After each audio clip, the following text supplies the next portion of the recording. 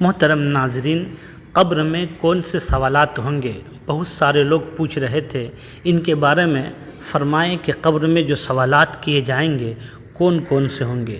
ناظرین، آئیے مکمل سماعت کرتے ہیں۔ اگر آپ ہمارے چینل وائرل فتویٰ پہ نئے ہیں تو چینل کو سبسکرائب کریں، شیئر کریں، کامنٹ کریں۔ سوال: قبر میں پوچھے جانے والے 3 سوال۔ نمبر 1، من ربک، تیرا رب کون ہے؟ نمبر 2، من نبیک، تیرا نبی کون ہے؟ نمبر 3، ما دینک، تیرا دین کیا ہے؟ کیا قبر میں ہر مسلمان، کافر، مشرک، منافق سے یہ 3 سوال ہوں گے؟ دوسرے سوال کافی سرچ کیا، سب میں اس سے مراد محمد صلی اللہ علیہ وسلم کو لیا ہے۔ ان کی شبیہ دکھائی جائے گی، کیا ایسا ہی ہے کہ آقا کریم علیہ السلام کی شبیہ دکھلائی جائے گی، یا صرف پوچھا جائے گا کہ من نبیک، جو آقا صلی اللہ علیہ وسلم کے امتی نہیں، جو دوسرے نبی کی امتی ہے، وہ تو اپنے نبی علیہ السلام کا نام لیں گے یا آقا کریم؟ اور پھر بات یہ بھی آتی ہے کہ قبر میں دیدار مصطفیٰ بھی ہوگا۔ سوال ہوگا کہ ان کے بارے میں تم کیا جانتے ہو؟ تو جو دوسرے نبی کی امتی ہیں وہ کیا جواب دیں گے؟ کیا وہ جانتے ہوں گے کہ ویسے ہر نبی نے آخری نبی کے بارے میں اپنی امت کو بتایا گیا ہے، مگر وہ اپنے نبی کا کلمہ پڑھنے والے اپنے نبی کا نام لیں گے اور ہم اپنے نبی کا؟ واللہ عالم۔ الجواب، آئیے جواب سماعت کرتے ہیں۔ نمبر 1، واضح رہے کہ قبر میں پوچھے جانے والے سوالات ہر مسلمان، منافق اور کافر سے ہوں گے۔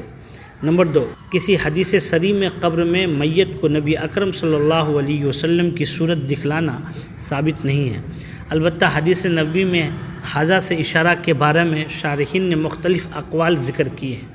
نمبر 1، میت اور روضہ اقدس صلی اللہ علیہ وسلم کے درمیان تمام حجابات کو دور کیا جائے گا۔ نمبر 2، رسول اللہ صلی اللہ علیہ وسلم کی ذات اقدس کی شبیہ دکھائی جائے گی۔ ان کے بارے میں پوچھا جائے گا کہ ھذا سے اشارہ ہوگا کہ ذہن میں موجود کی طرف تو اشارہ غائب کے لیے نہیں ہوا، اور یہی راجح ہے۔ نمبر 3، احادیث مبارکہ میں جن چیزوں کو ذکر کیا ہے وہ اس امت کے بارے میں ہے، باقی پچھلے امتوں کے بارے میں رسول اللہ صلی اللہ علیہ وسلم نے کچھ نہیں فرمایا۔ ان سے کس چیز کے بارے میں سوال ہوتا ہے؟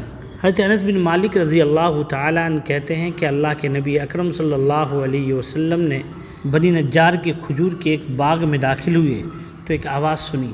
آپ صلی اللہ علیہ وسلم گھبرا اٹھے، فرمایا یہ قبر کس کی ہے؟ لوگوں نے عرض کیا کہ زمانہ جاہلیت میں مرنے والوں کی ہے۔ آپ نے فرمایا تم لوگ جہنم سے، عذاب سے اور دجال کی فتنے سے اللہ کی پناہ مانگو۔ لوگوں نے عرض کیا کہ ایسا کیوں؟ اللہ کے رسول صلی اللہ علیہ وسلم نے فرمایا مومن جب قبر میں رکھا جاتا ہے تو اس کے پاس ایک فرشتہ آتا ہے، اس سے کہتا ہے کہ تم کس کی عبادت کرتے ہو؟ تو اگر اللہ سے ہدایت دیے ہوتا ہے تو وہ کہتا ہے کہ میں اللہ کی عبادت کرتا تھا۔ پھر اس سے کہا جاتا ہے کہ تم اس شخص کے بارے میں کیا کہتے ہو؟ وہ کہتا ہے وہ اللہ کے بندے اور اس کے رسول ہے۔ پھر اس کے علاوہ اور کچھ نہیں پوچھا جاتا۔ پھر اسے ایک گھر کی طرف لے جایا جاتا ہے جو اس کے لیے جہنم میں تھا۔